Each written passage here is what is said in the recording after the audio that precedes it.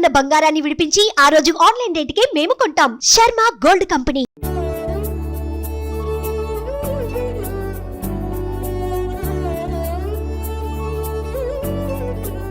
నమస్తే, welcome to temple tour with Gitanjali.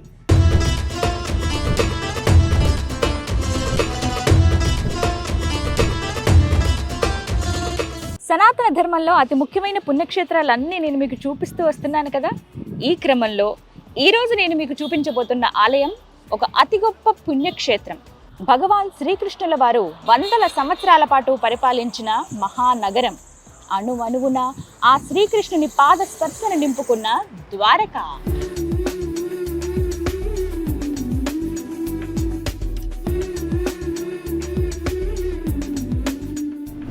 నమస్కారం, welcome to Suman TV.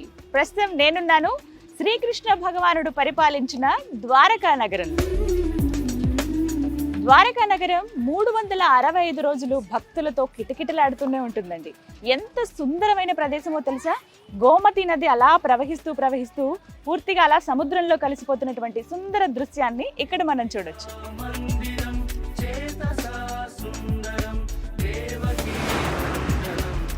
అంతేకాదు, ఆలయం చుట్టూ ఇంకా ఎన్నో ప్రదేశాలు, ఉపాలయాలు ఉన్నాయి. అవన్నీ ఈ వీడియోలో నేను మీకు చూపిస్తాను. రండి వెళ్దాం.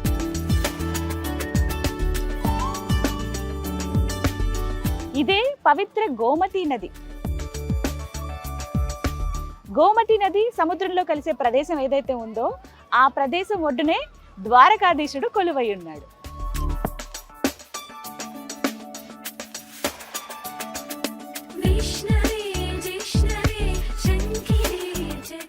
గోమతి పవిత్ర నదికి దీపారాధన చేసి, అలాగే ఇందులో చాలా చేపలు ఉన్నాయి. వాటికి ఆహారం వేయటానికి కూడా ఇక్కడ మనకి అమ్ముతూ ఉంటారు. తీసుకుని మనం ఆ నదికి ఇవి సమర్పించవచ్చు.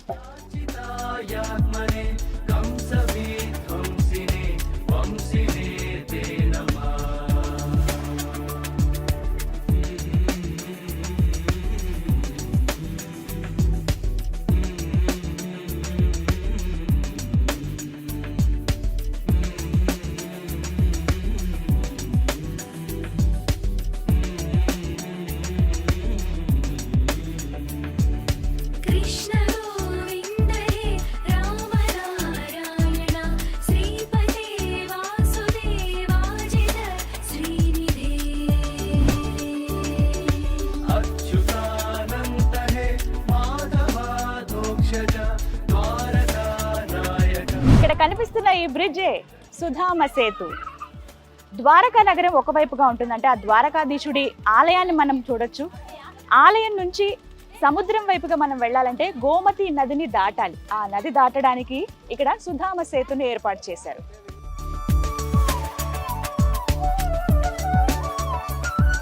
ఆదిశంకరాచార్యుల వారు భారతదేశ వ్యాప్తంగా 4 పీఠాలను స్థాపించారు. అందులో మొదటిది శృంగేరి, 2 పూరి, 3వది జ్యోతిర్మఠం, ఇక 4వది ద్వారక.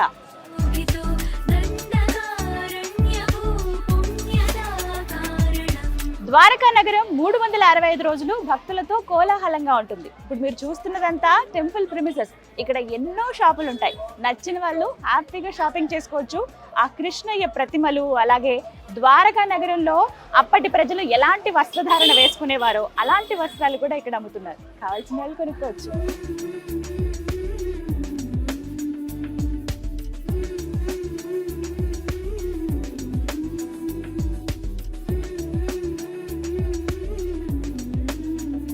ఆ ద్వారకాధీశుడి దర్శనానికి వచ్చే భక్తులందరికీ ఉచిత అన్నదాన వితరణ చేస్తూ ఉన్నారండి. ఇదే ఆ శాల. పర్టికులర్గా టైం ఉంటుంది, ఆ సమయం చూసుకుని మనం వెళ్ళొచ్చు. ఉదయం 11 గంటల నుంచి మధ్యాహ్నం 1:30 వరకు, అలాగే రాత్రి 7 గంటల నుంచి 9:30 గంటల వరకు ఉచితంగా స్వామివారి ప్రసాదాన్ని అందిస్తారు.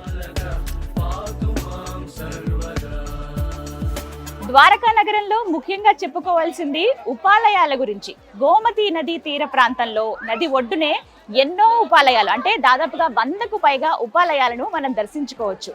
శివలింగాలు వివిధ రూపాల్లో ఆ శివయ్య దర్శనమిస్తారు. అమ్మవారు, ఆంజనేయ స్వామి, సత్యనారాయణ స్వామి, ఇక శ్రీకృష్ణ భగవానుడి చిన్ని మందిరాలైతే ఎన్నో దర్శనమిస్తాయి.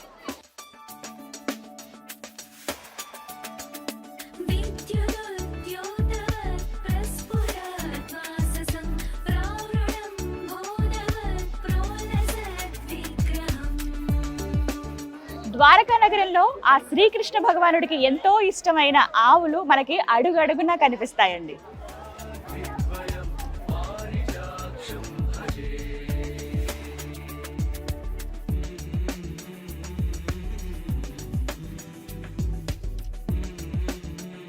ద్వారకా నగరంలో ప్రత్యేక ఆకర్షణ ఇక్కడ సముద్ర తీరంలో దొరికేటువంటి సముద్ర సంపద. ఇదిగో ఇలా రాసులుగా పోసి అమ్ముతూ ఉంటారు.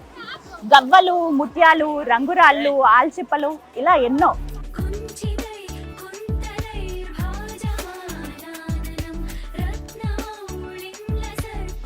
ప్రతిరోజు వేల సంఖ్యలో భక్తులు ఆ ద్వారకాధీశుడి పాదాల చెంత ఉన్న గోమతీ నదిలో పుణ్య స్నానాలు ఆచరించి ఆ స్వామి దర్శనం చేసుకుంటారు.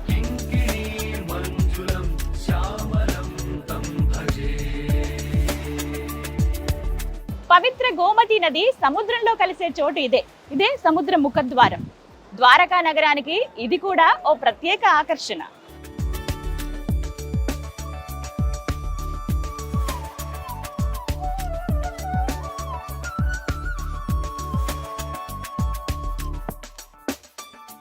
గోమతీ నది ఘాట్స్ దగ్గర మనకి ఇలా ప్రతి చోట ఇండికేషన్స్ ఉంటాయి. నది సముద్రంలో కలిసే చోట కదా, చాలా లోతుగా ఉంటుంది. ఎవ్వరు ఇక్కడ స్నానాదులు ఆచరించొద్దని చెప్పి ఎక్కడికక్కడ మనకి ఇలా బోర్డులు ఏర్పాటు చేస్తారండి.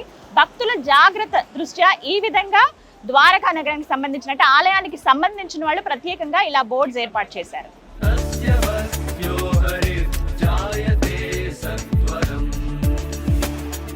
ఇదే విశ్వకర్మ నిర్మించిన ద్వారకా నగరాన్ని సముద్రుడు స్తబ్దుగా కడుపులో దాచుకున్న చోటు.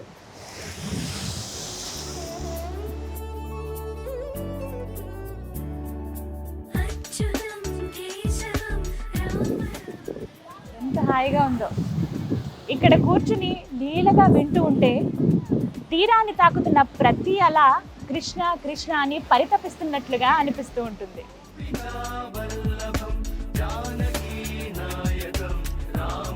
మన సనాతన సంస్కృతికి సజీవ సాక్ష్యం ఈ ద్వారక. జై శ్రీకృష్ణ.